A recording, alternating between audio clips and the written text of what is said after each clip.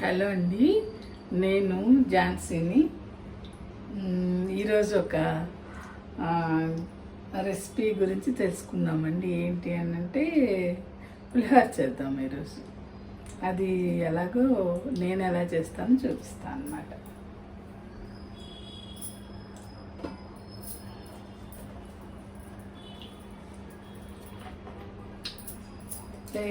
Pan వేడెక్కిందండి, oil వేద్దాము.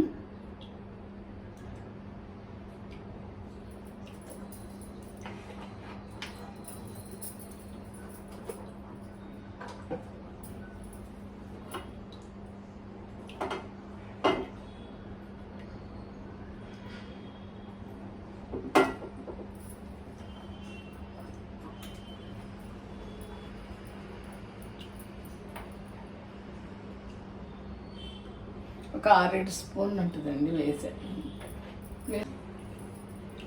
ఇది తాలింపు దినుసులు తీసుకున్నానండి. ఏంటంటే ఒక 2 స్పూన్లు మినపప్పు, ఒక 3 స్పూన్లు శనగపప్పు, ఒక 1/2 స్పూను ఆవాలు, ఒక 4 ఎండుమిరపకాయలు, ఇవి పల్లీలు అన్నమాట. ఇలా తీసుకున్నాను. అయితే మనం చేసేది ఒక గ్లాస్కి అన్నమాట. ఈ గ్లాస్ బియ్యం అన్నం వండానండి. అన్నం వండి రెడీ పెట్టుకున్నాను. ఈ గ్లాస్తో బియ్యం కొలిచి ఇప్పుడు చూద్దాం.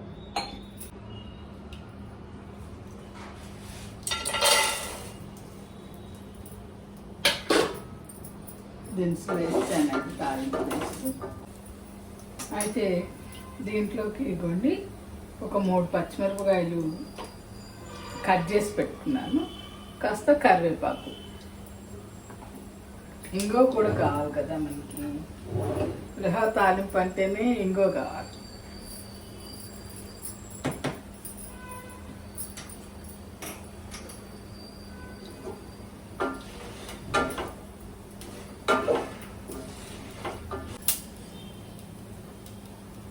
రైస్ ఉడికించి పెట్టుకున్నానండి. అయితే దీంట్లోకి చూపిస్తాను.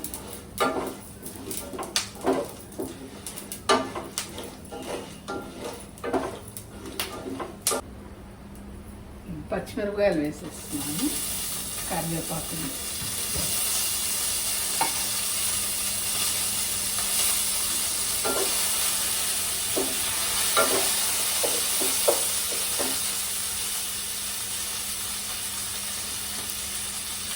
ఇప్పుడు ఇంగో కూడా వేసేద్దామండి.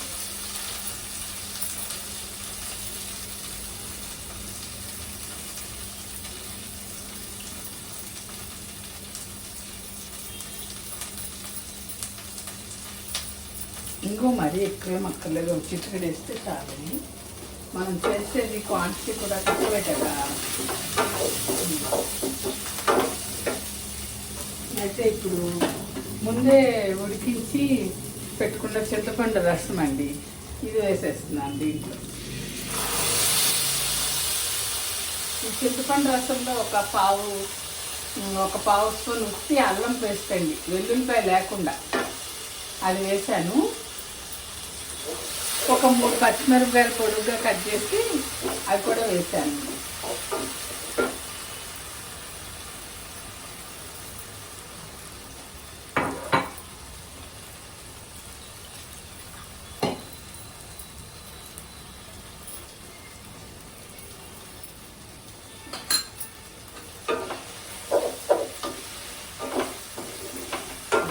ఇది ముందే ఉడికించి పెట్టుకున్నాను కదా చింతపండు పేస్ట్, కాబట్టి ఇప్పుడు మనం ఊరికే తాలింపులు అలా వేసేసి ఇప్పుడు అన్నం వేసేయడమేనండి.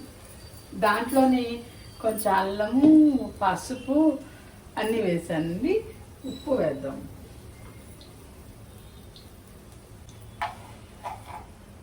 ఉప్పు ఒక స్పూన్ వేస్తున్నానండి, మళ్ళీ చూసి వేసుకుందాం. మనం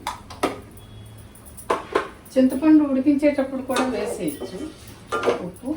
ఇప్పుడు వేసాను.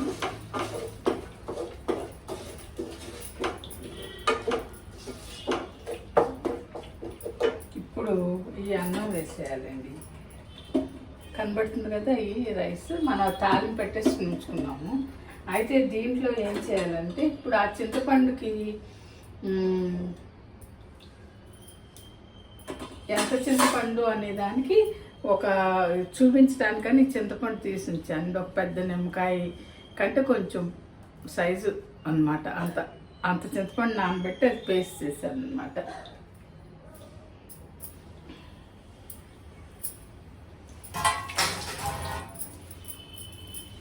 అయితే ఈ అన్నంలో ఇదిగోండి కొంచెం ఒక పావు ఉడికేటప్పుడే వేసాను అన్నాను కదా అల్లం ఇట్లా దంచుకున్నది. ఇప్పుడు ఇది పచ్చిది కూడా కొంచెం దీంట్లో వేయాలండి. అలాగే ఆవాలు, పచ్చి ఆవాలు కాస్త దంచి ఇది కూడా దీంట్లో వేసేసి అన్నంలో వేసేసి కలిపేయాలి.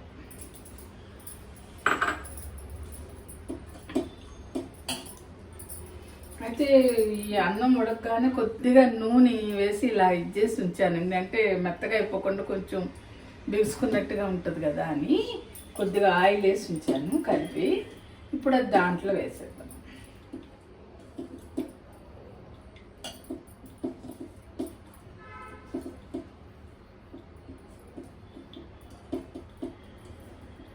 ఇది కలిపింది.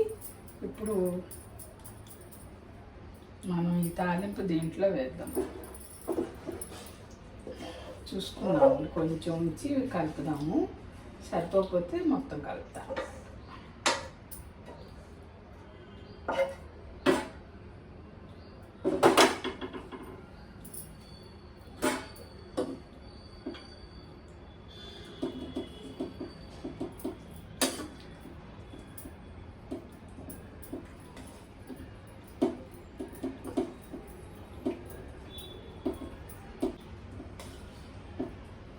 అయితే అన్నం కలిపేటప్పుడు కూడా మరీ నొక్కినట్టు కాకుండా కాస్త పైన ఎలా అంటే అన్నం చిరిగిపోకుండా ఉంటుంది అన్నమాట.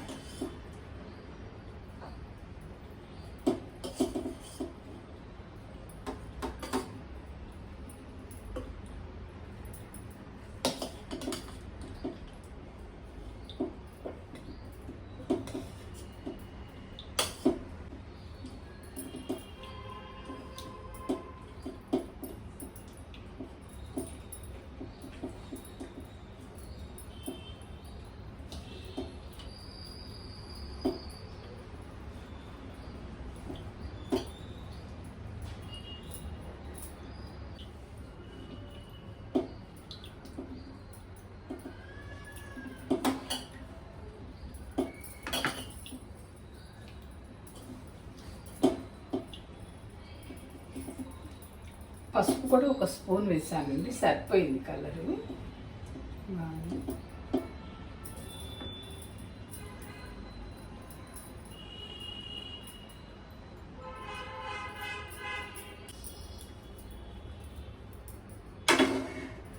ఇదండి మన పులిహోర రెడీ. ఇది దేవుడి దగ్గర పెట్టేసి వస్తాను.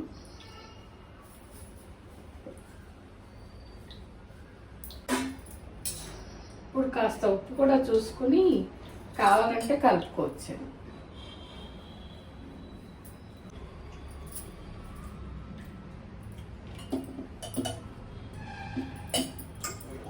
కొంచెం కూడా వేసేద్దామండి.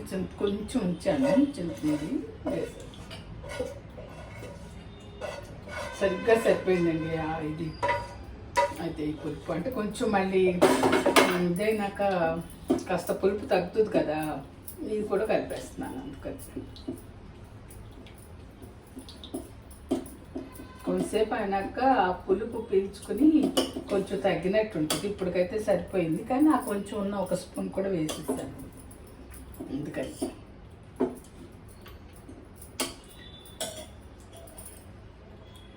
రెడీ మన పులిహోర.